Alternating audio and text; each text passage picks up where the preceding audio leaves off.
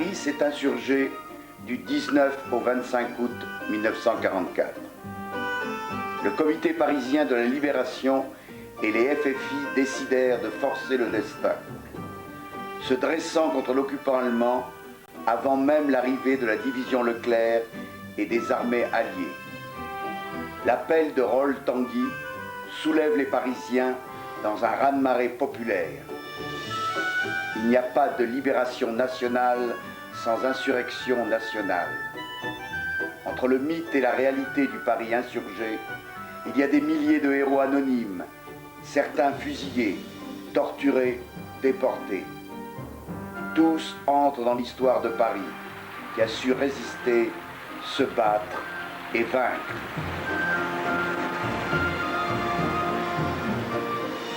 C'est extraordinaire ce moment qu'on a vécu, qui a duré tout de même presque une semaine, d'union de toutes les forces politiques et autres, mais d'union aussi des gens, de cette joie d'être enfin libre, d'être, même si on devait mourir le soir sur la barricade, au moins de l'avoir fait à la lumière, quoi.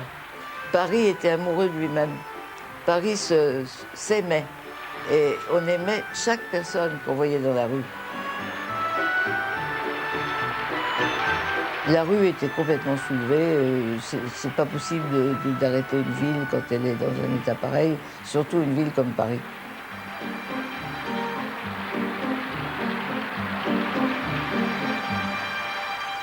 La première partie de l'insurrection, nous déplacions partout, en tiraillant partout, parce que les Allemands étaient partout et on se tirait dessus à tous les coins de rue. Et nous avions des tractions avant qui avaient été volées je ne sais où. Et ces tractions avant, on avait peint dessus FFI. Et celle-là, c'était la mienne, si j'ose dire. Alors on devait, comme mission en général, quoi, empêcher les troupes allemandes de remonter vers le Bourget.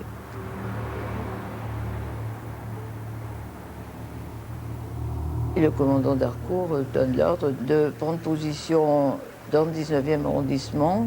Vous êtes chargé de participer à l'encadrement de la compagnie Saint-Just, qui est une vieille compagnie qui était démesurément gonflée comme un fleuve en crue par les innombrables personnes inconnues jusque-là qui étaient venues s'enrôler spontanément, quoi. J'étais donc dans le PC et j'étais de garde, quoi, avec 3 de mes hommes, dont Max et Guy. Et puis le téléphone sonne, j'entends une voix qui émanait de je ne sais quel état-major, je ne sais pas si ça émanait du Lion de Belfort ou du commandant d'Harcourt. En tout cas, on me dit d'une façon impérative, bon, compagnie Saint-Just, vous portez immédiatement en nombre sur le pont de Belleville-Villette, et il y a un train qui part de Ménilmontant, où il y a eu de grands combats, et les résistants de Ménilmontant ont fait rentrer le train dans le tunnel. Si vous les laissez s'implanter dans le ventre mou du quartier, où il n'y a pas de barricade, ben, ça va être la tuerie. Alors, immédiatement, vous allez vous le stopper. Alors, je lui dis, moi, j'ai 4 hommes. Alors, avec les copains, on prend une traction avant, on met là-dedans tout ce qu'on avait d'explosifs. Alors, Guy fait sauter le cadenas à coups de mitraillette, et nous, on se précipite ici avec Max et Marcel. Alors, Max, là, dans les fourrés avec moi et Guy de l'autre côté avec Marcel. Et on a balancé des grenades à manche et des grenades à manche. On a balancé tellement de choses que ça faisait un bruit énorme. Il y avait des bouteilles incendiaires, il y avait même, on s'était gouré, on avait vu une caisse, on croyait que c'était des grenades, c'était des fusées pour le 14 juillet, dis donc. Alors tout d'un coup, ça fait arc-en-ciel, Hiroshima, mon amour, hein, bon. Alors ils ont eu tellement peur qu'ils se sont reculés dans le tunnel. Et à partir de ce moment-là, évidemment, ils étaient perdus. Puis tous les copains arrivaient, tout le monde, les gendarmes et tout le monde, le maire avec son écharpe et tout. Puis on a fait le siège du train. Alors, à ce moment-là, le commandant d'Harcourt s'est mis en colère et il a dit « Mais nom d'un chien, il n'y a pas un cheminot là-dedans ». il n'y a pas un cheminot qui va venir nous enlever cette fichue locomotive. Alors, dans le peuple, un homme qui était là, on ne saura jamais le nom, a dit « Mais si, monsieur, il y a un retraité de la SNCF, il habite dans les HLM, là, tout à côté. » Le brave homme, il est en train de faire la vaisselle, lui, tranquillement. On lui a expliqué de quoi il s'agissait. Il a dit « Sans problème, hein. » Il est descendu sans se prendre une balle, en passant en dessous de la locomotive. Il a décroché la locomotive et il a fait avancer la locomotive, puisque c'était son boulot. Personne ne lui a dit merci. Et à ce moment-là, qu'est-ce qu'ils ont fait, les Allemands? Ils sont rendus. Qu'est-ce qu'ils pouvaient faire? Rien. Ils étaient bloqués d'un côté par les gars du 20e et de l'autre côté par nous. Alors, ils étaient 80 là-dedans. Nous sommes donc triomphalement rentrés vers notre PC opérationnel. Ces 80 prisonniers, on les a mis dans un dépôt qui était là, puis on les a amenés par la suite à la caserne de l'armée régulière, rue Diderot, mais qui n'étaient pas encore libérés à ce moment-là. Donc il fallait les garder et les nourrir. Mais heureusement, il y avait de la bouffe. Eux, ils avaient tout prévu, hein. Ils avaient des boîtes de conserve, en veux-tu, en voilà. Et on a enfin mangé à notre faim. Il y avait du pâté, des saucisses, je ne sais pas quoi. Enfin, il y avait même une boîte qui contenait quoi? Des préservatifs. Et moi, j'en avais jamais vu. La plupart de mes copains non plus, d'ailleurs. Nous, en tout cas, on a bien mangé. Et alors, il y avait à boire. Et moi, dans la joie de ce moment, tout d'un coup, la mémoire me revient, puis je dis « Ah, mais j'ai 20 ans aujourd'hui, c'est marrant, là !»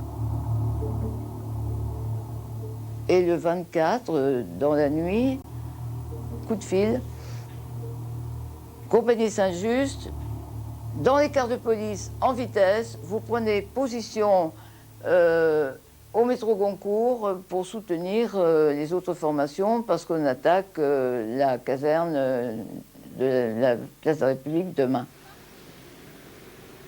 Au petit matin, quand nous avons eu l'ordre d'attaque générale, il y avait toutes les compagnies FFI et les agents, les forces de toute la résistance unie qui étaient venus même de Montreuil ou de différentes banlieues déjà libérées pour faire avec nous le siège de la République. C'était le 25 août, au soir, l'histoire que je te raconte.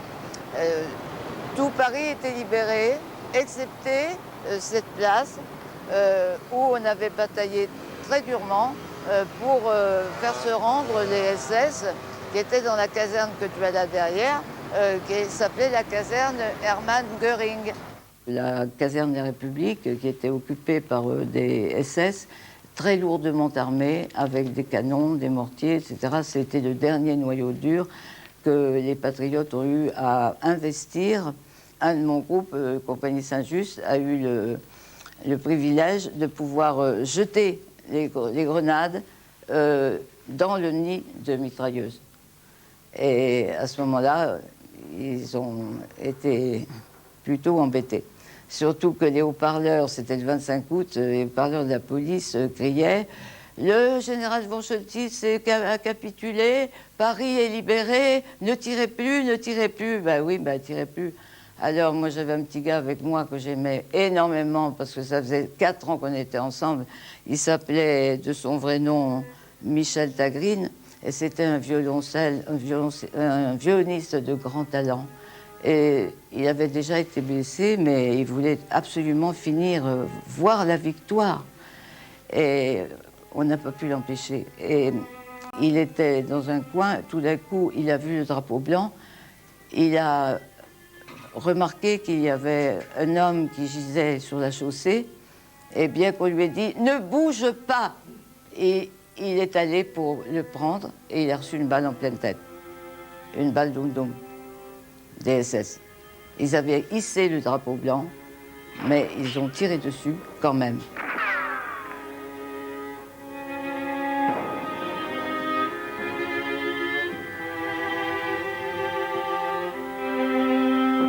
j'étais entrée avec Manuel dans un petit café qui nous servait de PC, là, et Max arrive et il portait le corps de Tagrine sur les bras comme ça. Et il le pose sur la table du café devant moi. Et il me dit en pleurant, « Rainer, fais quelque chose !» Mais qu'est-ce que je pouvais faire quelque chose? Je ne peux pas ranimer un mort, surtout quand il n'a plus que la moitié du visage. Et il était déjà mort, son copain. Mais c'était pour lui tellement... Il était comme un... On l'avait surnommé bébé parce qu'il avait 16 ans, mais là, il était vraiment un bébé. Il était... Toute sa fatigue, toute notre fatigue de 8 jours accumulés, de bataille, tout ça s'écroulait d'un coup. Avec ce dernier mort, là, notre plus vieux copain, Max s'est mis à sangloter. Sangloter, et nous, on a évacué en vitesse le corps du pauvre Michel. C'était le dernier tué de l'insurrection parisienne, Michel Tagrine.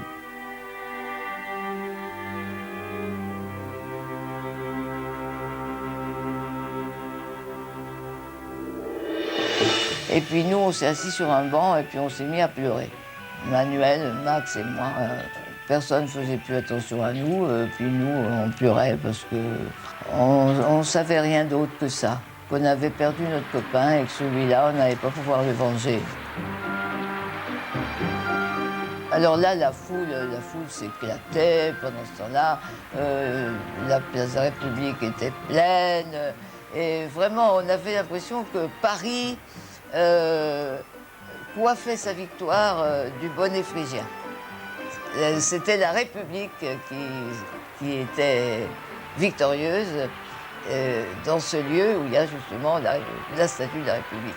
Et Paris hurlait sa joie, il y avait des girandoles partout, il y avait des espèces de feux d'artifice improvisés, enfin... avec les alliés qui étaient là, les soldats. Les mots demeurent vides de sens quand il s'agit de décrire l'enthousiasme et l'immense joie de tout un peuple qui renaît à la vie et à l'espérance.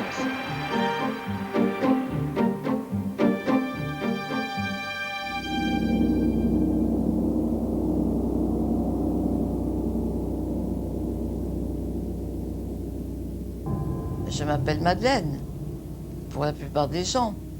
Je suis entrée dans la résistance consciemment avec un nom d'homme, un nom d'allemand et un nom de poète, parce que Rainer Maria Rilke. Je suis vraiment pas de celles qui ont des grands noms dans la résistance. Je suis un anti-héros, parce que je suis justement quelqu'un de tout à fait ordinaire. Il n'y a rien d'extraordinaire dans ce que j'ai fait, rien du tout. La seule chose extraordinaire, c'est que j'ai vécu jusqu'à maintenant, c'est tout. Ça s'est passé rue Lutèce, du arène de Lutèce. Je me souviendrai toujours de la scène comme si elle était dessinée au pochoir. Enfin, c'était en... je venais du côté de la rue Monge, on aperçoit les arènes de Lutèce, une rue qui monte. Enfin, j'étais contente, ou plutôt j'étais, je ne sais pas, comme une petite fille qui se dit « enfin ». Je désirais cela depuis longtemps, que ce soit officiel. Et enfin, cela m'était donné. J'étais donc grande, j'étais une adulte, j'avais 18 ans, et j'étais dans la résistance de façon officielle. Et pour moi, c'était une joie sans mélange.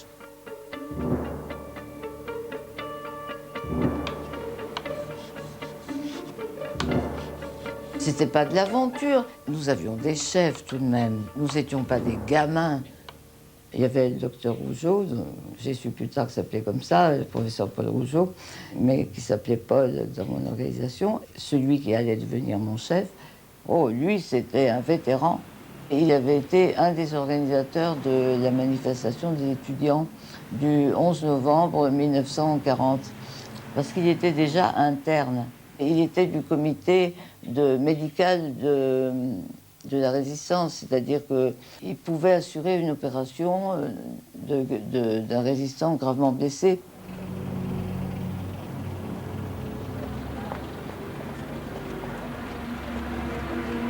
Ce jour-là, justement, c'était le 8 mai 1944, nous avions des actions anti-nazis dans toute la faculté, c'est-à-dire que d'un bout à l'autre du boulevard Saint-Michel, il y avait des actions.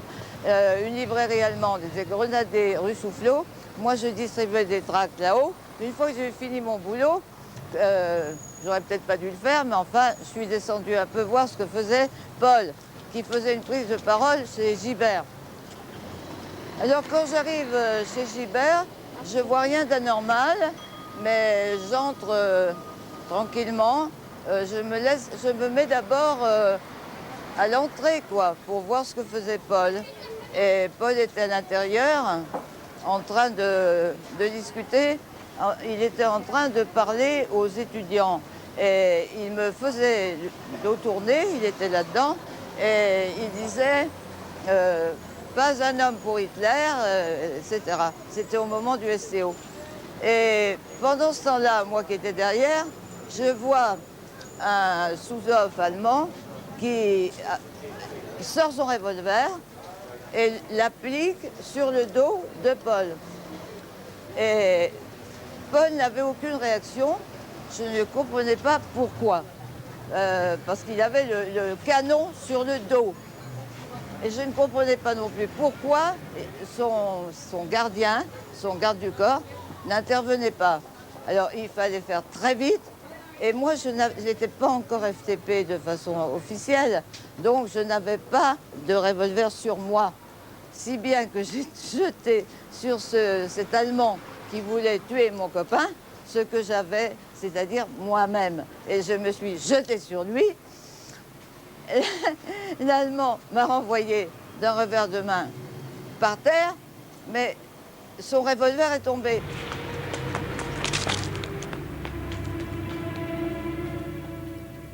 Un beau jour, on m'a dit « Rainer, tu ne reviens plus à ton école parce que tu rentres dans le brouillard ».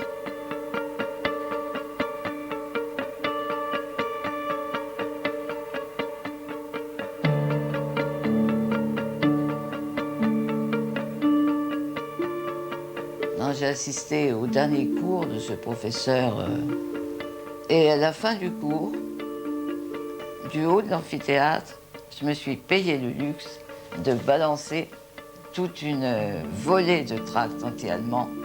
C'était comme s'il avait neigé. C'est tout de même extraordinaire parce que c'est justement dans cet amphithéâtre que j'ai fait ma première prise de parole. Moi, je mourais de peur, non pas de ce qui pouvait m'arriver, mais du sourire ironique de mon chef qui, voyant mon embarras et le sachant, ne pouvait pas s'empêcher de rire.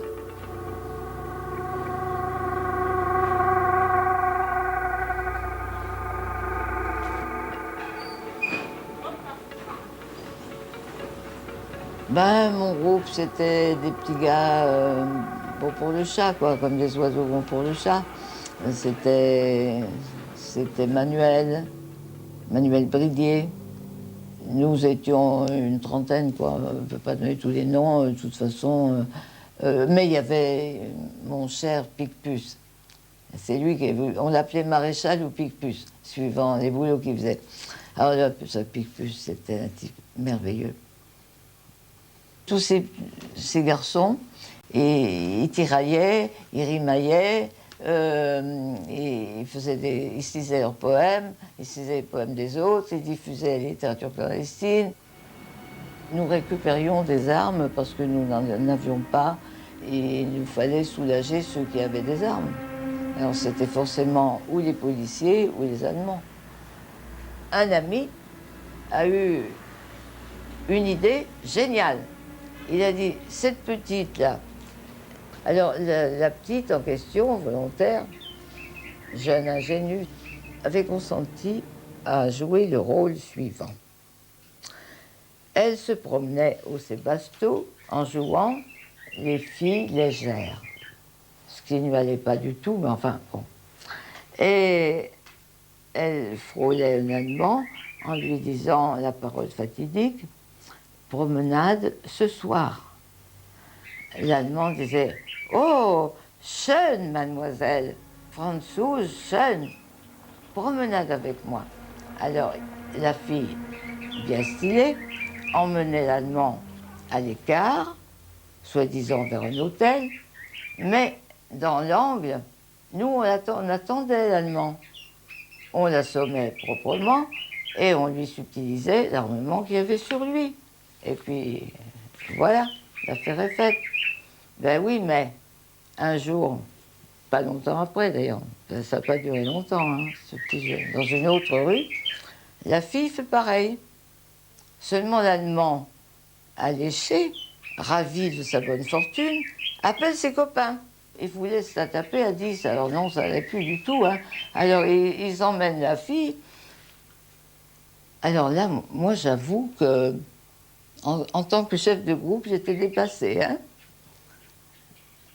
Là, je ne voyais pas du tout ce qu'on pouvait faire. Mais un de mes copains a eu une initiative.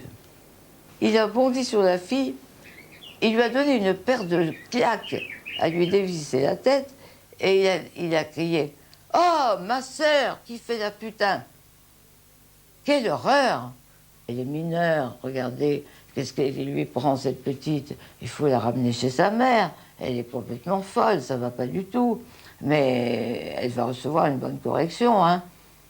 Les Allemands s'excusent devant cette situation en approuvant beaucoup le jeune homme qui a de si beaux sentiments. Et il emmène la jeune fille en pleurs. Elle n'avait pas besoin de se forcer pour pleurer, hein. Elle a vu assez la trouille. Mais plus jamais la belle ingénue n'a fait le trottoir. On était du côté du bois de Vincennes, toujours la même bande, Tagrine, Martigny. J'aborde poliment un agent de la force publique.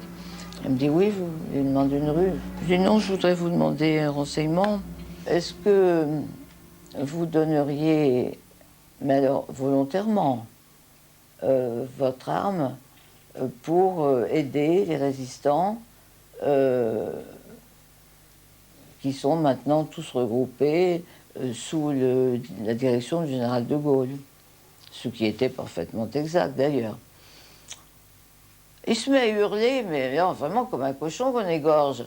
Ah, mais je lui dis, ne criez pas comme ça, je vais être obligé de vous frapper. Je vous ai dit volontairement. Je ne vous ai pas dit, je souhaitais tellement que vous me le donniez tranquillement.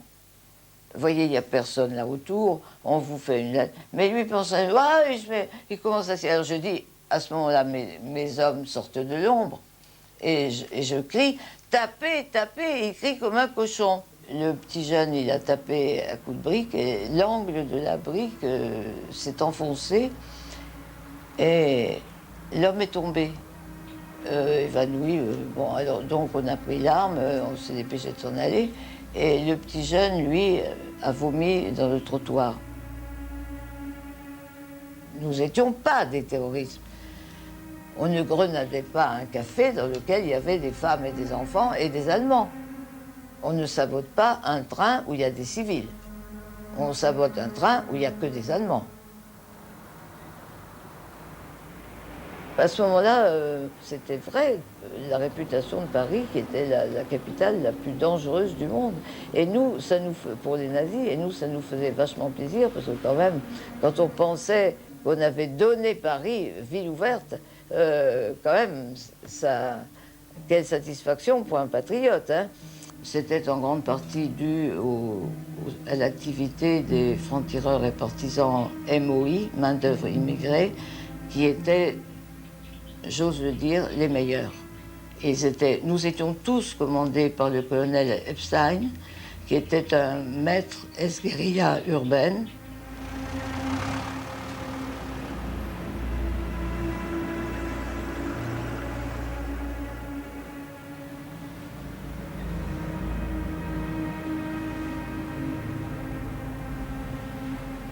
Et puis tout à coup, l'horreur. Nous ne connaissons pas l'arrestation, bien sûr. Personne ne nous l'a dit. Mais plusieurs mois après, je suis descendue ce jour-là dans le métro et j'ai vu l'affiche rouge. Les 23, je crois, 23 visages sous lesquels des visages déformés par la torture, sales, rendus patibulaires par les coups qu'ils avaient reçus et photographiés exprès dans cet état pour faire croire qu'ils étaient des voyous.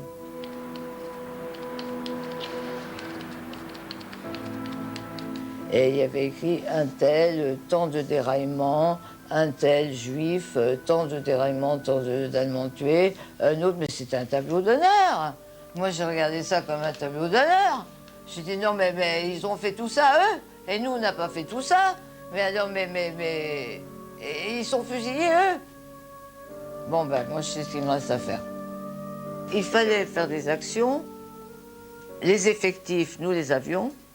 Mais les armements, il n'y en avait pas assez pour tout le monde.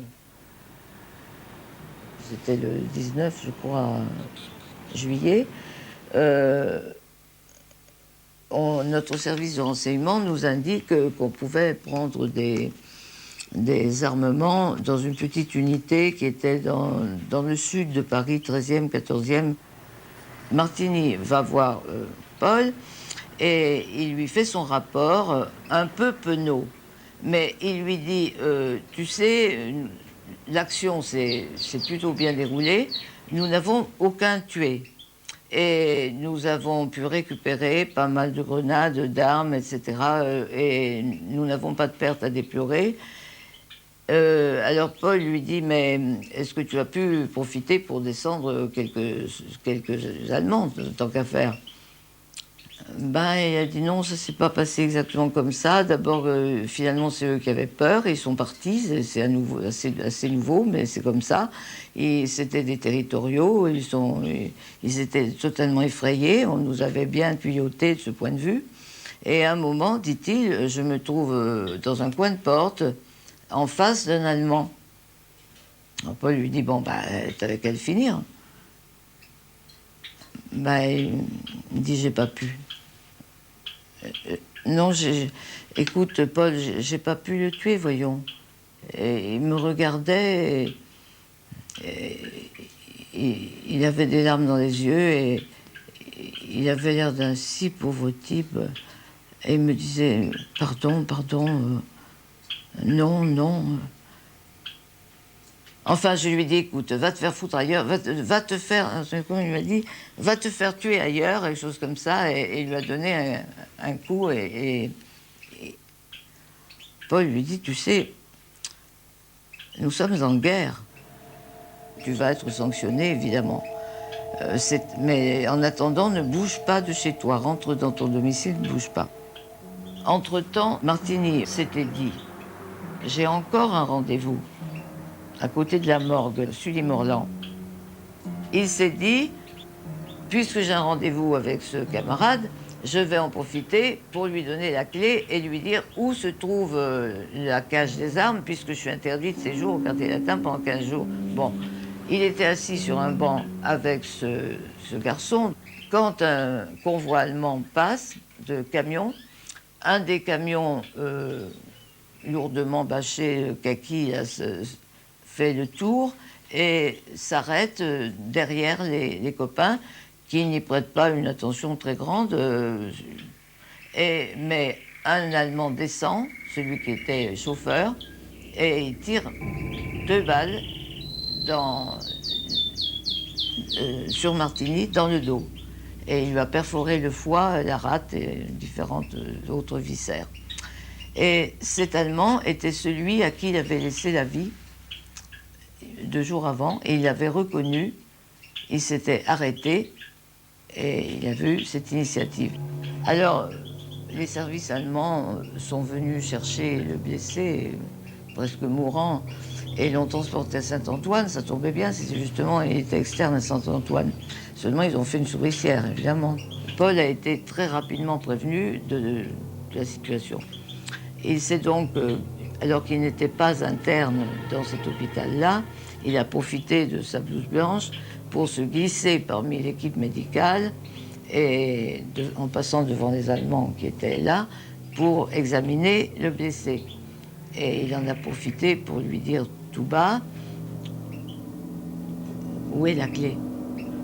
Tu me reconnais, je suis Paul. » Et Martini lui a répondu: « Renner. » Renner, Renner. J'y suis allée, j'ai vu Martini qui avait une hémorragie telle que même sur son drap, et on voyait du sang, c'était effrayant. Il y avait des tubes partout, évidemment. Bon, et il m'a immédiatement reconnu. Bon, je lui dis les armes. Il m'a dit la clé dans la poche de mon pantalon, sur la chaise là-bas. C'est la clé d'un placard en métal d'interne, hôpital Tarnier. Et il s'est évanoui. Bon, je lui dis merci mon vieux, j'ai embrassé sur le front. Je lui dis tu seras vengé, t'inquiète pas. Bon, moi j'ai pris la clé, je suis parti.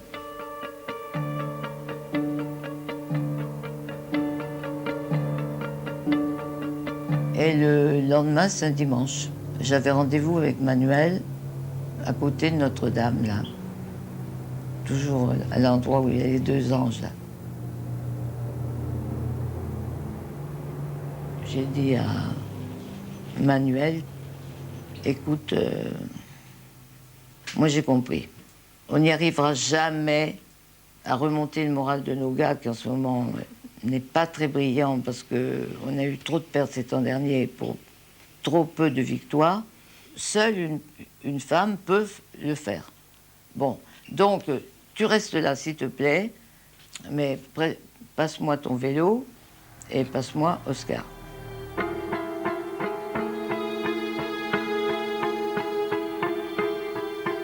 J'étais parfaitement claire, parfaitement pure.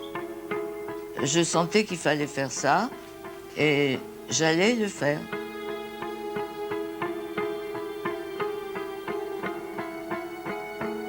Et le premier qui m'est arrivé sous mes yeux, c'était un homme que je ne revois plus qu'en silhouette, évidemment, parce que je revois tout ça en silhouette.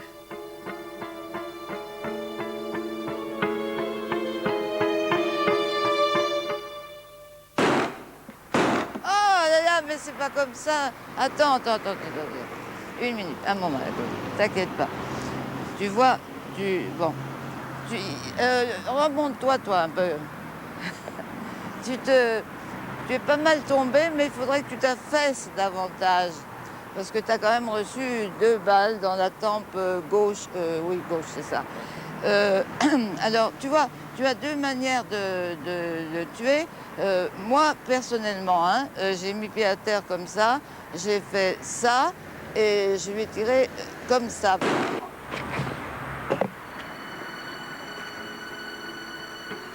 Tout ça s'est passé très vite, bien entendu. Les Parisiens qui étaient là n'ont pu que se réjouir de voir que c'était possible de tuer les Allemands et que même une petite jeune fille pouvait le faire et qu'on pouvait libérer sa ville. Donc j'avais fait mon boulot, ma mission était accomplie et je roulais sans problème. Je pensais devoir m'en sortir. Seulement à ce moment-là, j'ai entendu un bruit de voiture à essence derrière moi. La voiture à essence, vous savez, c'est à mort. Parce que seuls les nazis avaient de l'essence, ou la milice. Les commerçants, ils roulaient au gazogène. Donc, moteur à essence égale mort.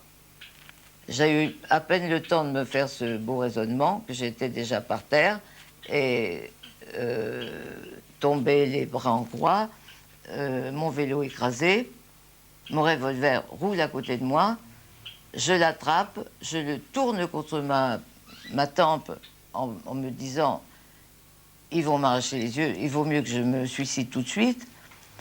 Mais j'ai pas eu le temps parce que les quelques millièmes de seconde que j'ai mis à récupérer après le choc violent que j'avais reçu, ont été employés par le chauffeur de la voiture pour me mettre les menottes immédiatement, me ceinturer, et à ma stupeur, il m'a injurié en français.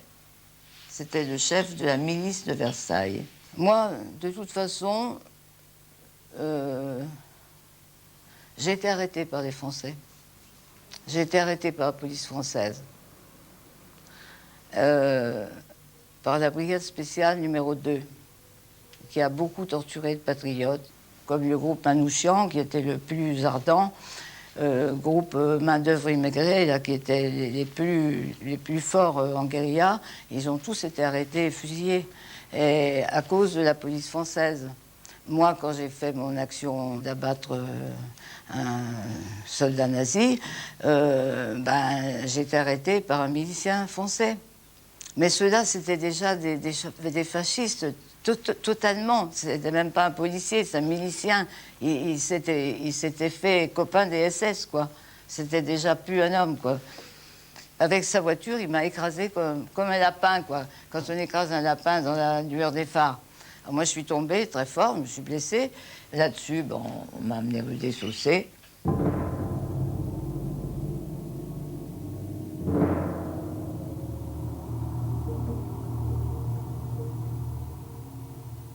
Et là, c'est un autre monde. Ce monsieur qui était parti, pas pour aller à la chasse, mais seulement pour se promener, il avait trouvé un faisan, il l'avait tiré, il l'avait ramené dans sa voiture, et maintenant il allait le vendre.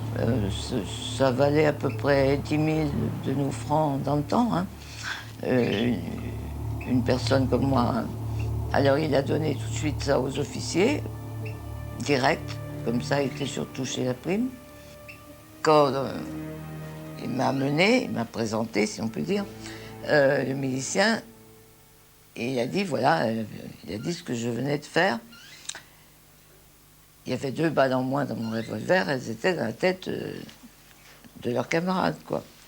Alors, là, il y a eu un colloque avec en français, allemand, que j'ai réussi à capter, et il disait, en substance, c'est quand même terrible, des choses pareilles.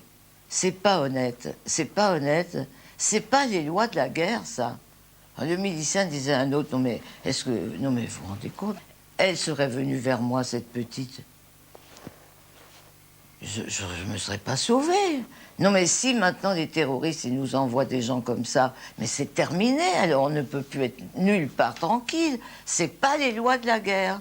Alors moi j'ai répondu, et à Oradour, est-ce que c'était les lois de la guerre?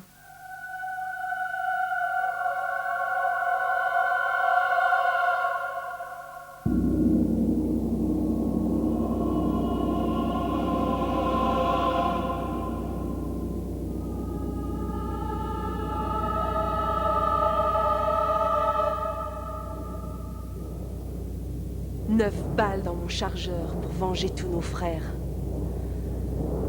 Ça fait mal de tuer, c'est la première fois. 7 balles dans mon chargeur, c'était si simple. L'homme qui tirait l'autre nuit, c'était moi.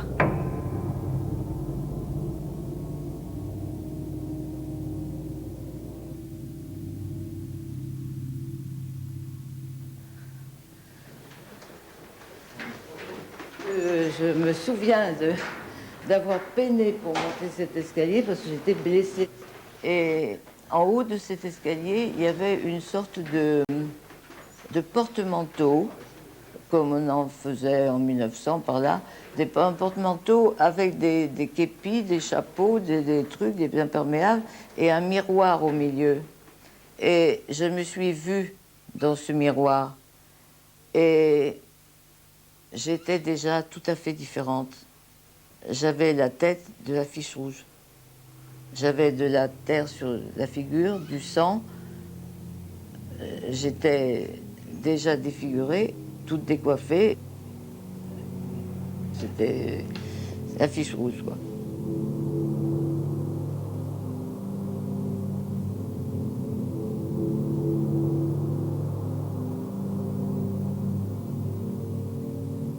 Ici, c'était le bureau des officiers, parce qu'ils avaient pris ce qu'ils avaient trouvé de plus beau comme bureau, c'est assez naturel. Ils ont pris le bureau des officiers français qui étaient là avant eux, donc qu'ils avaient chassé. Donc, c'est là que je suis venue le premier soir de mon arrestation, et je suis tombée sur les officiers, puisque les employés aux tortures étaient partis se promener un dimanche après-midi. Et je me souviens, je suis sûre que c'est là, parce qu'il y a en effet un arbre très beau, qui à l'époque était verdoyant, parce que c'était en juillet, et on entendait chanter un merle avec obstination vers 5 heures du soir, c'est l'heure à peu près où il chante. Et pendant ce temps-là, moi, je hurlais comme je pouvais, et puis j'entendais des gens qui hurlaient partout, et par-dessus tout ça, on entendait le chant du merle. Alors là-dessus, on a commencé à me tabasser. Bon, alors là, j'ai fait une connerie, mais que, heureusement, personne n'a entendu. J'ai dit, bon, vous m'avez tué un camarade, je vous ai tué un camarade, maintenant, je trouverais normal d'être fusillé demain matin. Ça, c'est les lois de la guerre. Alors là, ils m'ont dit, non, mais écoute, ça va pas, non? Tu vas nous dire d'abord, qui est ton chef? Où as-tu trouvé ton revolver? Alors là, j'ai commencé à comprendre. Je me suis dit, oh là, tu es en train de faire une sottise. Tu as oublié les leçons que tu as reçues. Il ne faut pas commencer à jouer leur jeu. Il ne faut pas leur parler, leur raconter d'histoires, leur dire des cracks, les mettre sur une fausse piste et tout ça, parce que ils diront, tiens, la torture, ça réussit puisqu'ils parlent. Et on risque de faire prendre d'autres gens. Et de toute façon, pour tout au monde, il faut se taire.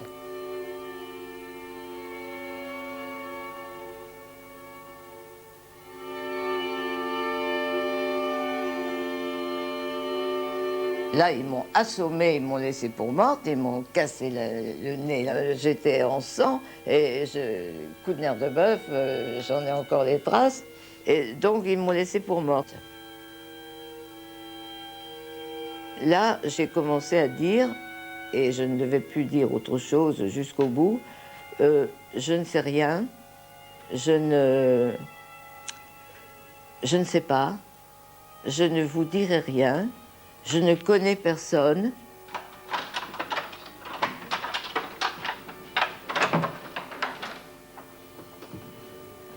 Mais qui t'a donné ce revolver? Je ne sais pas. Alors évidemment, ça déclenche des coups redoublés. Bon, mais vous pouvez me couper un morceau, je ne suis pas une résistante, je ne connais personne. Ils m'ont privé de sommeil, ils m'ont fait la privation de sommeil. Pendant 3 semaines, je suis restée comme ça, attachée à une chaise. Et à moi, on ne faisait rien. On amène un petit jeune homme qui avait 17 ans à tout casser et qui avait un petit short. Il était un peu roux et il était déjà plein de sang, son nez, son visage, tout plein, on lui avait déjà tabassé. En tout cas, il a été vachement courageux, le Mourmin, parce qu'on lui cassait les bras et les jambes. On a vraiment brisé les os, hein. Et moi, on me disait, vous n'aimez pas les enfants, mademoiselle? Vous n'aimez pas les enfants? Et le jeune homme, Jean-Pierre ou un autre, me faisait signe. Ne dis rien. Et pendant 24 heures sur 24, voir défiler les tortures des autres, et qu'un monsieur qui parle un peu français, un SS, vienne vous dire « S'il vous plaît, madame », on aurait dit qu'il ne savait pas dire mademoiselle, enfin bon, madame, si vous dites un mot, on arrête de torturer cette personne. Oui, mais moi, je devenais folle, moi. Je ne sais pas comment, ils ne m'ont pas rendue folle. Ils se faisaient passer de la musique classique. je n'ai pas pu pendant longtemps écouter l'air sur la 7e corde de Bach parce qu'il le passait tout le temps pendant les tortures, parce que ces gens étaient très sensibles. Et pendant tout ce temps-là, il y avait de très jolies jeunes filles allemandes, vraiment très séduisantes et certainement expertes. Alors nous, elles nous regardaient avec mépris, mais elles buvaient un verre, elles mettaient un disque, elles se tenaient à disposition du SS, qui tout d'un coup, on voyait très bien que les tortures qu'il nous faisait lui faisaient de l'effet. Rue des Saussets, j'ai entendu jouer du Bach, je vous le jure. Accompagné, couvert parfois par les cris des tortures.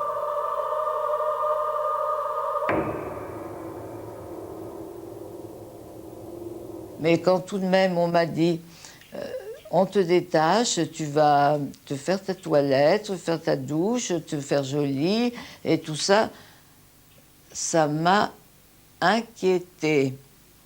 Et quand j'ai vu qu'on sortait du champagne et qu'on préparait une partouze, visiblement, j'étais de plus en plus inquiète. Heureusement, j'ai été assise l'espace de quelques instants à côté d'une dame âgée et qui m'a dit tout bas, ma petite, je crois savoir qui tu es, ce que tu as fait en tout cas, et ce qui t'attend. Alors je vais te donner un tuyau. Tu ne risques rien. Dis-leur, je suis juive. Et ils ne te toucheront pas, car les SS iraient en prison s'ils font l'amour avec une juive, parce que ce serait le crime contre la race. Là-dessus, on nous a séparés très vite. Et naturellement, je suis la seule résidente française qui peut se targuer d'avoir été sauvée en prétendant devant la Gestapo qu'elle était juive. Alors ils ont fait la fête ailleurs ou avec quelqu'un d'autre, je ne sais pas. Mais en tout cas, moi, on m'a ramenée dans ma cellule et puis j'ai même été amenée à Fresnes.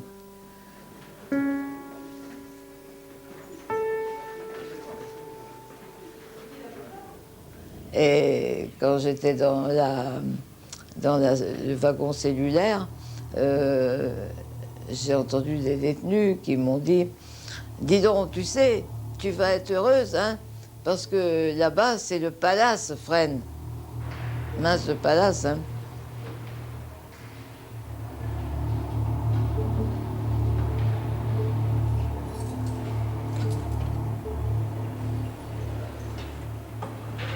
Ma réputation m'avait largement précédée. Hein. Quand je suis arrivée, Nick Schlafen encore, pas dormir encore, parce que j'avais 5 ou 6 femelles nazies, des Allemandes, oui, des souris grises, comme on disait. Elles me sont tombées dessus en nombre, à bras raccourcis, et elles m'ont mise pour morte. Et elles m'ont laissée debout pendant longtemps, et en me disant... Tu ne dors pas, Nick Schlafen. Après quoi, j'ai eu droit au mitard. Le mitard, j'étais couchée par terre. Ce qui me faisait le plus souffrir, c'était le fait d'être menottée dans le dos. Parce qu'on a très mal ici.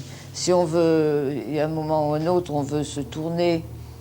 Puis, dans un moment où on croit pouvoir dormir, on tombe en arrière.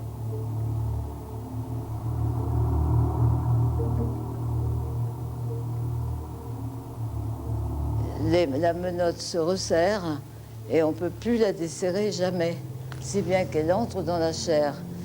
Et la souffrance la plus grande que j'avais à ce moment-là, c'était mes épaules, parce que j'avais trop mal. Les épaules me faisaient mal. Et mes mains aussi, mes poignets. D'ailleurs, j'en ai gardé la marque 60 ans après. Ils m'ont laissé quelques jours, là, le peu de temps que je suis restée à Fresnes, sans boire, sans manger, sans rien. Une seule fois, ils m'ont apporté une soupe claire. Et seulement, ils avaient fait exprès de ne pas me détacher et de ne pas me donner de cuillère. Bon. Et moi, devant l'odeur de cette soupe, j'ai découvert que j'avais faim. Parce qu'on a faim les 2 premiers jours, mais après on n'a plus faim. Et là, je me suis couchée par terre et j'ai bu la soupe comme un chien. Et en levant les yeux, j'ai vu le petit œilleton de la porte. On est en train de me mater, c'était un œil bleu. Et je vous assure que si j'avais eu un fusil à ce moment-là dans les mains, il ne serait pas resté longtemps ouvert, cet œil.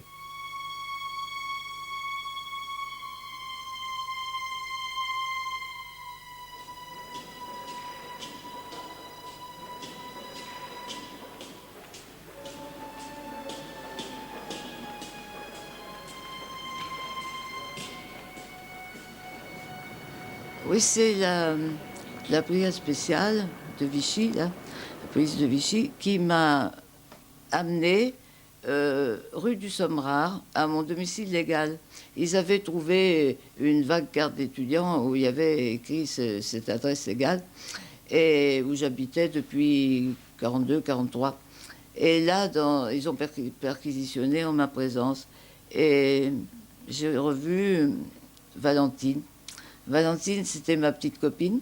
C'était une petite souris blanche qui habitait là avec moi.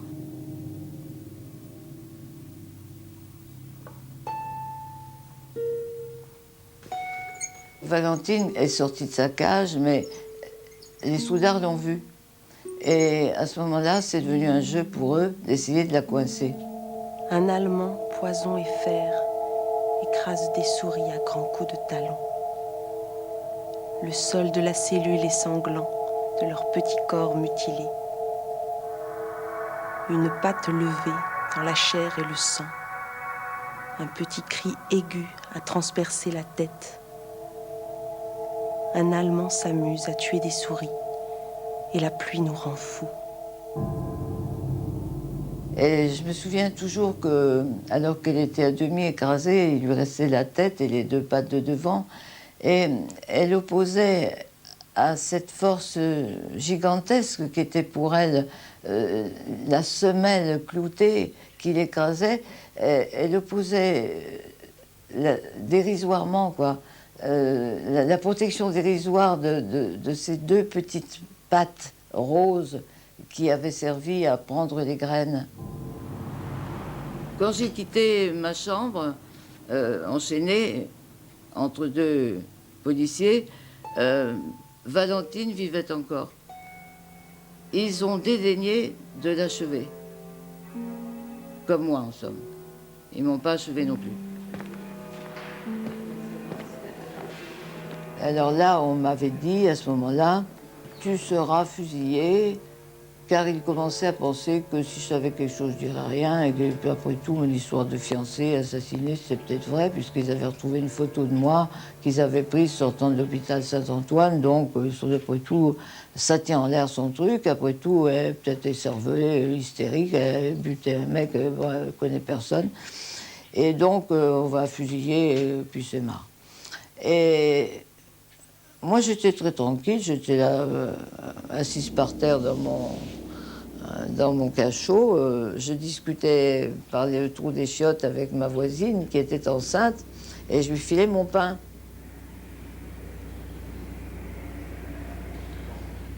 Et puis, quand même, il y a des choses merveilleuses qui arrivent parce que 30 ans après, je signais des livres je ne sais plus où, et puis une jeune fille qui est venue me faire signer un livre, elle m'a dit « Mettez au bébé que j'ai nourri à Fresnes en 44 ». Quoi? Bah, elle me dit « Oui, ma mère s'en est sortie, elle a accouché, mais vous voyez, je suis le bébé que vous avez nourri ». J'étais complètement abasourdie. Moi, j'étais tranquille parce que je me disais, bon, maintenant, qui c'est qui a gagné dans cette histoire? Le vainqueur, c'est moi. Je suis bien petite, mais j'ai donné aucun de mes camarades. Donc, j'ai gagné. Et je venais de découvrir une chose que je n'avais pas découvert plus tôt, ce qui paraît étrange, moi qui avais donné la mort et vu mourir. J'ai découvert que moi, j'étais mortelle, comme une chose merveilleuse. Mais ils vont me fusiller, mais c'est tellement bien. Alors je vais m'évader, et j'ai donné personne, alors j'ai rien à me reprocher. Ils sont dehors, mes frères de guerre, dans le soleil et dans le vent. Et si je pleure souvent, c'est qu'ici je ne puis rien faire. 7 pas de long, et puis un mur, si dur les murs, et la serrure. Ils ont bien pu tordre mes mains, je n'ai jamais livré vos noms. On doit me fusiller demain. As-tu très peur, dis oui ou non. Le temps a pris le mort aux dents. Courez, courez après le temps.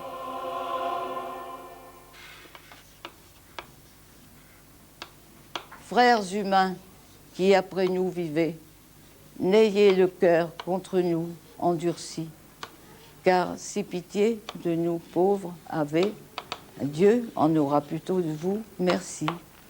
C'est la ballade des pendus de François Villon.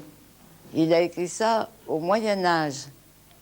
C'est un truc que moi je me récitais en taux, en pensant à la division d'Asreich qui, sur son chemin pour rejoindre la Normandie, qu'elle a mis 12 jours à rejoindre à cause des maquis qui la harcelaient tout le temps, est passée en terrorisant la population, en faisant Oradour-sur-Glane, dont vous avez entendu parler, et en pendant 99 jeunes à Tulle. Et quand nous pensions aux jeunes de Tulle, nous repensions, l'un d'entre nous qui avait plus de lettres que d'autres, nous avait dit « Tiens, on dirait la ballade de François Villon. Ne soyez pas de notre confrérie, mais priez Dieu que tous nous veuillent absoudre. »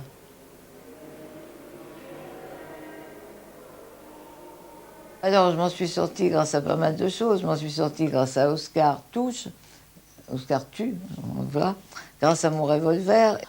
Moi, j'étais bien prête à mourir et assez curieusement, moi qui tout de même avais eu une éducation chrétienne, j'avais refusé, bien entendu, toute absolution et tout sacrement d'un homme que je ne croyais pas prêtre, mais je me faisais aucun problème pour mon âme. Hein. Ils m'ont jeté un chapelet dans le noir glacé du cachot. Chaîne de fer et croix de bois, le chapelet des fusillés.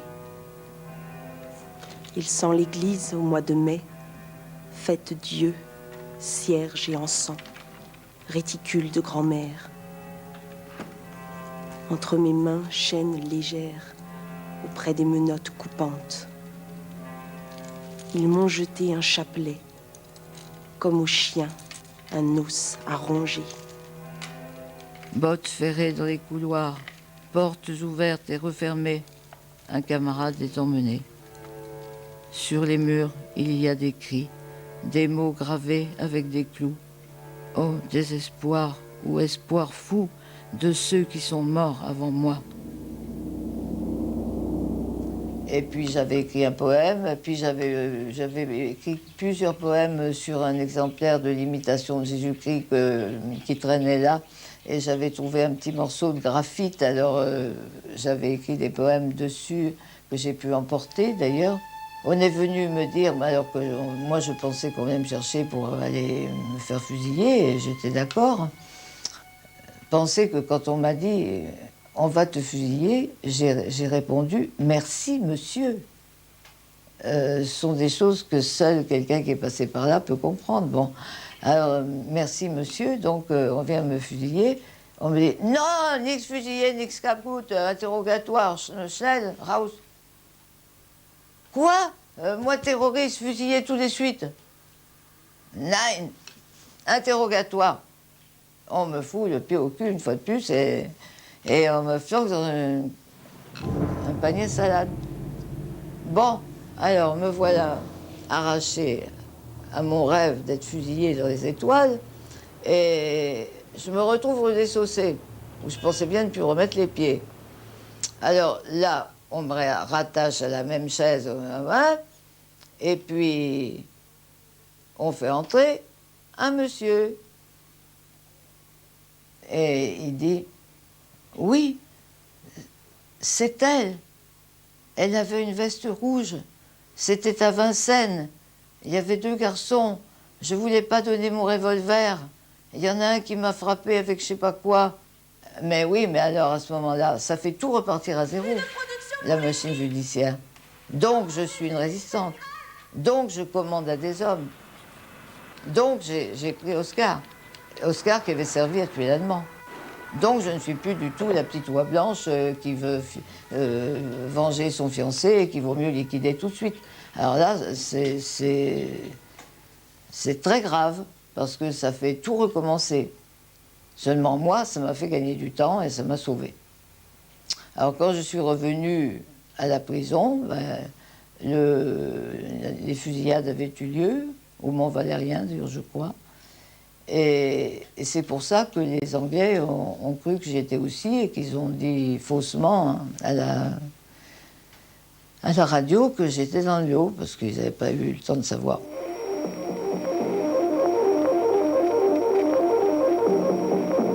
Pendant ce temps-là, il y avait mon papa qui était dans son école, là-bas, à la limite de la zone interdite.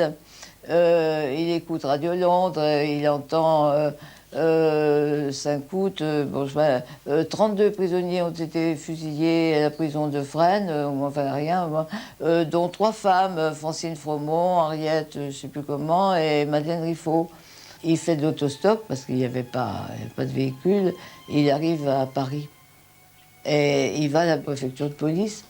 Il dit, messieurs, je suis le papa d'une jeune fille qui s'appelle Madeleine Riffaut. Elle a été fusillée hier.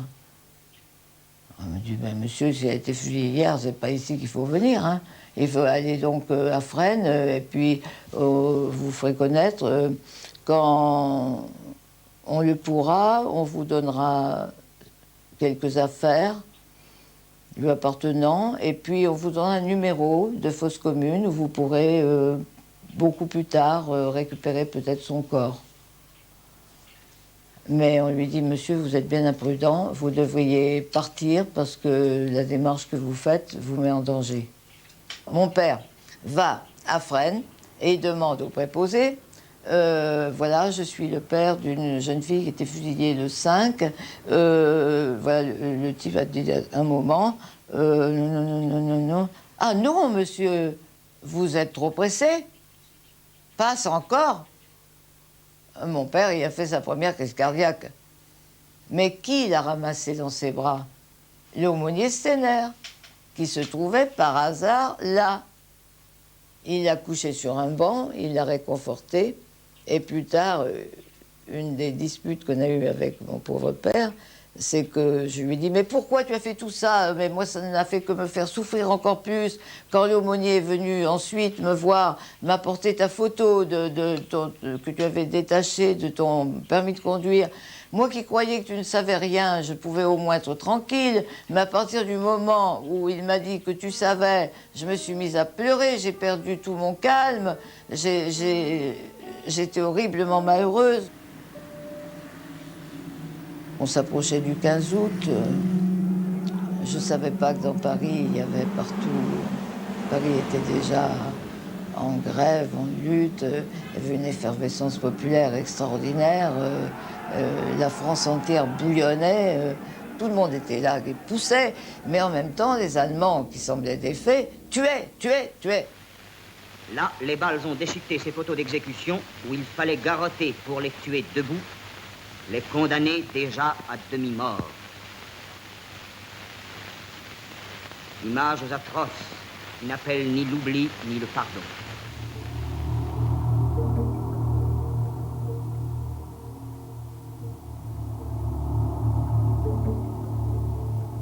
Alors, ils ont envoyé encore au moins 3 convois de déportés et on est venu me dire, tu seras otage de transport.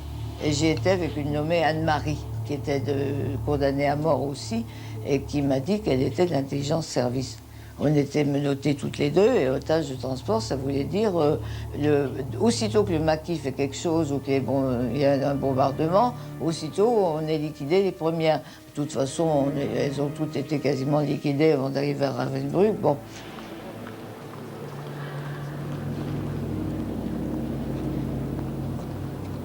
J'étais très malheureuse. Et une femme s'est approchée de moi quand toutes les autres ont été endormies. Et elle n'était pas toute jeune, elle avait bien au moins 60, 70 ans. Et elle s'est approchée doucement et elle a défait l'ourlet de sa jupe avec ses mains. Et elle a sorti l'unique chose qu'elle possédait. C'était une photo de Sainte Thérèse de l'Enfant Jésus. Elle m'a dit, ma petite, tu es plus en danger que moi, je vais te donner une protection. Je te mets sous la protection de Sainte Thérèse de l'Enfant Jésus. Je dis, madame, ne faites pas ça. Vous tenez à cette image, gardez-la, c'est tout ce que vous avez, gardez-la pour vous, moi je vais mourir. Elle m'a dit, tu n'as pas vu le chapitre. Moi, j'étais donc attachée dans le dos. J'avais une petite poche à mon chemisier. Elle m'a mis la petite photo, qui était d'ailleurs déchirée d'un livre. Elle l'a mis dans ma poche. De toute façon, ce que je te demande, c'est si tu t'en sors, fais quelque chose pour moi. Va tous les 15 août porter un cierge à Sainte Thérèse de l'Enfant Jésus. Pour moi, pour mon mari, c'est tout. Je suis dit, bon sang, Thérèse, c'est vraiment la sainte où les plus paumés, j'ai su souvent depuis, les plus paumés, c'est à la petite Thérèse qui s'adresse. En tout cas, moi, elle n'a pas fait seulement que me donner cette photo, elle m'a fait m'évader de force. La Croix-Rouge, qui était présente pour une fois, parce qu'on était tout de même près de la fin de la guerre, hein, a dit dans les haut-parleurs que les dames qui sont enceintes ou tuberculeuses ou blessées veuillent bien descendre. Ces messieurs allemands nous permettent de les mettre à l'abri et de les soigner. Moi, je me sentais vraiment pas concernée, hein. Alors, mais Anne-Marie, si. Il y a 2-3 personnes qui sont descendues, très enceintes.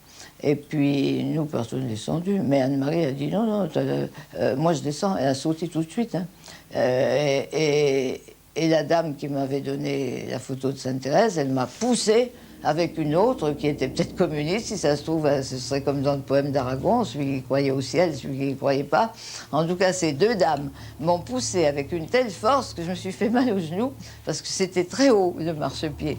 Alors je suis tombée vraiment éclopée, et Anne-Marie m'a prise par le cou, enfin comme elle pouvait, elle m'a attrapée, et clopinant, nous sommes allés vers le lieu où il y avait les capes bleu marine de la Croix-Rouge, et à ce moment-là, les portes se sont fermées et le train est parti. Bon, bah oui, mais les SS étaient là. Ils nous ont dit, quoi? Vous? Mais fusillez tout de suite, à Fresnes. J'ai dit à Anne-Marie, tu vois, à quoi ça sert? Moi, je voulais rester avec mes amis. Elle m'a dit, toi, tais-toi, parce qu'un jour, c'est un jour. Quant à nous, ben, nous sommes arrivés, on nous a mis dans la même cellule, et puis le lendemain, ça devait être le 18, on nous a apporté du savon, de quoi nous changer, etc. On nous a enlevé les menottes, porté à manger et tout. Et l'abbé Steiner, qui semblait fort bien connaître Anne-Marie, est venu pour nous dire adieu, et il a dit à Anne-Marie, je pars avec une unité de SS qui quitte Paris, mais je crois que pour vous deux, il y a du bon qui se prépare. Alors, bon, pendant que je me nettoyais, me mettais propre, Anne-Marie m'a dit, tu vois, ça sent l'échange de prisonniers. C'est en effet ce qui a eu lieu dans la nuit. Le consul de Suède, Nordling, qui était du dernier bien avec von Soltitz, on nous a échangés. Alors, contre qui, contre quoi, je ne sais pas. Les Allemands étaient furieux, la population était soulevée. Tout pouvait arriver, le meilleur et le pire. Et pendant que nous sortions de prison, 35 jeunes gens de notre âge, de mon âge, étaient fusillés au bois de Boulogne. La mort et la vie se croisaient ainsi dans Paris.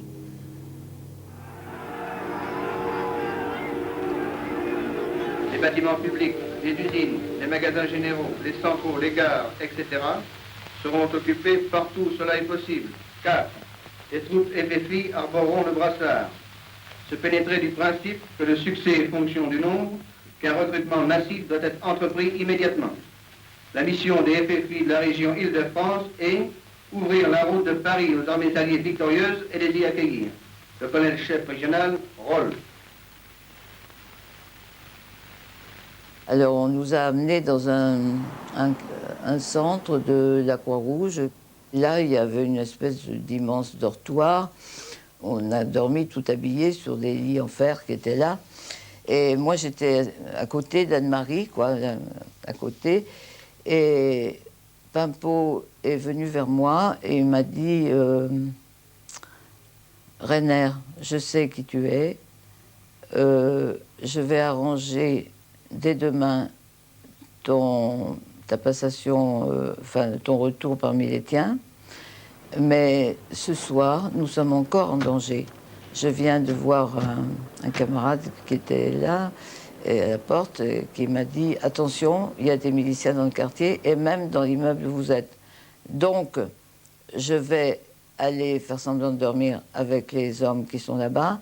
Mais toi, si cette nuit, on veut te faire du mal, tu n'as qu'à crier « Dax, Dax !» C'est mon nom de résistance. Je viendrai aussitôt. Et combien de fois dans ma vie j'ai souhaité ressentir cette immense rassurance, enfin, je ne sais pas comment inventer un mot, cette émotion qui m'a saisie à ce moment-là. Enfin, je pouvais faire confiance à quelqu'un. Et Anne-Marie est venue s'asseoir sur mon lit et elle m'a dit « Écoute, petite, moi je suis d'intelligence service et je recrute. Tu es jolie, tu es jeune, tu sais tirer, tu résistes à la torture, tu es une excellente recrue pour nous. » Je lui ai dit, écoutez madame, bon, c'est pas la peine d'insister parce que je pense que je ne vous rejoindrai pas, je préfère revoir mes amis. Alors, comme prévu, au petit matin, Dax, Pimpeau est venu me tirer du lit et nous sommes partis tous les deux dans les rues. Et là, nous avons commencé à entendre des coups de feu. Sans doute les premiers coups de feu d'insurrection, mais je ne sais pas. Ça devait être le 19, c'était le début. Il m'a dit, toi, voilà ce que je te demande de faire. Tu es coupé de tes camarades maintenant. Tu es lié aux étudiants en médecine et l'assistance publique, donc tu vas aller dans un hôpital. Ça te fera d'ailleurs pas de mal de te faire soigner, de te décrasser un peu et de manger pendant 24 heures. Moi, pendant ce temps-là, j'aurai très vite la liaison et je ferai savoir qu'on peut reprendre contact avec toi. À ce moment-là, le CPL a lancé le mot d'ordre des barricades.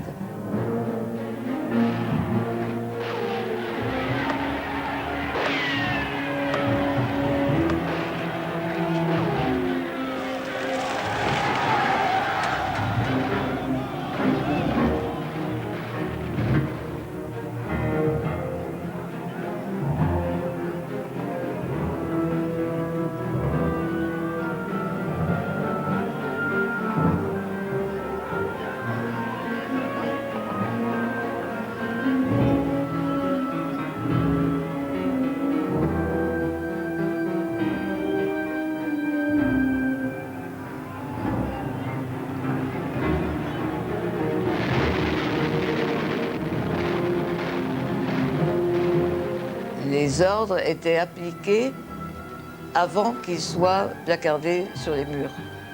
Les drapeaux gamets étaient partis, enfin, il y avait des affiches bleu rouge de mobilisation générale, etc. Et aussi, tous aux barricades, tous sortaient les pavés, bon, etc. Mais le temps de les coller, il y avait déjà des barricades jusqu'au premier étage.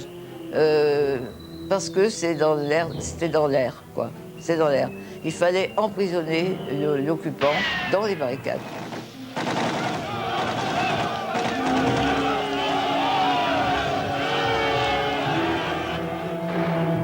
Il y avait les miliciens qui étaient, eux, toujours actifs. Ils avaient l'impression de jouer leur survie, hein, parce qu'un Français qui s'est mis au service de la Gestapo, qui est devenu la Gestapo française, qui a assassiné des patriotes, qui voit que même les agents de police, ils sont tous en grève et qu'ils sont avec nous, avec des brassards FFI, il se sent pas très bien dans ses chaussures. Il se dit que peut-être il va lui arriver malheur, alors il tire le premier.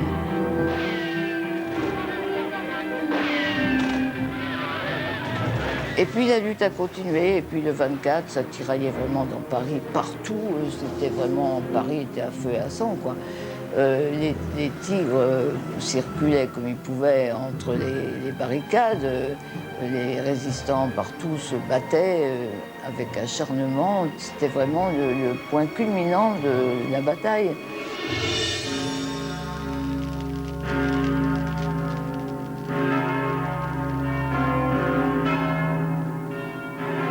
On entend sonner les cloches. Le bourdon de Notre-Dame sonne trop tôt. Effectivement, c'était les 2 premiers chars, les chars Leclerc, qui étaient arrivés à ce moment précis devant l'hôtel de ville. Et toutes les cloches sont mises à sonner. Mais on était encore loin du compte. C'était trop tôt. Pendant ce temps-là, dans la journée du 24 et du 25, la situation des Allemands était la suivante. Nous avions ouvert la porte aux armées françaises et alliées, en ce sens que nous avions réussi à encercler, à enquister la résistance allemande dans quelques points fortifiés que là, évidemment, nous aurions eu du mal à dégager sans chars. C'était Luxembourg, Opéra, École militaire, le Majestic aux Champs-Élysées, la caserne de la République. Pendant ce temps-là, il y avait par exemple Fabien qui avait affaire au Luxembourg.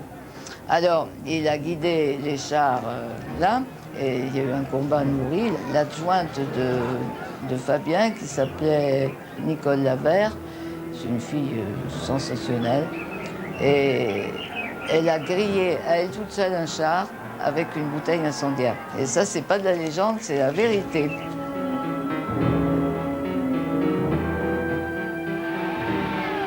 Le lendemain, on nous a dit d'aller au défilé de Gaulle à Champs-Élysées, d'y participer. On y est allé, et puis là, moi, j'ai vraiment eu peur. Hein. Tout à coup, il y a eu des tireurs des toits. On n'a jamais su qui a tiré, mais ça tirait de l'intérieur de Notre-Dame et de l'extérieur. Ça tirait de tous les côtés. Alors, pendant un bon moment, on est resté avec Manuel sous un camion, en se disant, ben, c'est le coup de ta grille, nous, on va mourir maintenant là. On va mourir là, avec De Gaulle à côté, voilà. Et lui, il est grand, il va se le prendre en pleine tout de suite. Mais non. Et là, je dois dire qu'il m'a soufflé, le général. J'ai vu cet homme entouré de tous les ministres, enfin des officiers de haut rang et tout ça, qui entraient dans Notre-Dame, et donc on tirait, on ne savait pas qui, il se met dans le cœur, et négligeant toutes ces contingences, il entonne le Magnificat.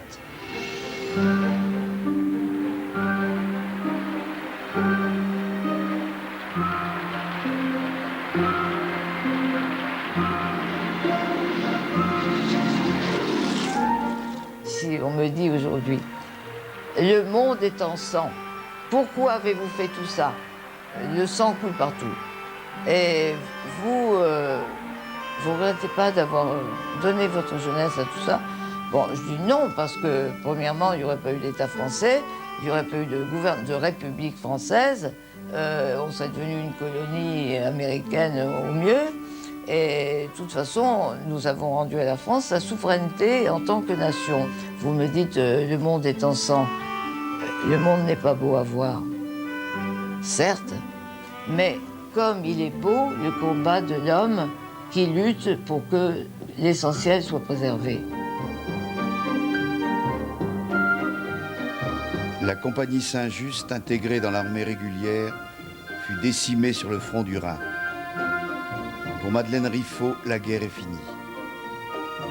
En 1945, Paul Éluard édita ses poèmes écrits en prison, dans un livre avec son portrait dessiné par Picasso. Ne supportant pas la vie civile, elle part pendant 25 ans comme grand reporter de guerre pour dénoncer et témoigner sur l'Algérie, l'OAS, le Vietnam. Écrivain, elle a publié dans les maquis Viet Cong, les linges de la nuit, on l'appelait Rainer, Bleuette.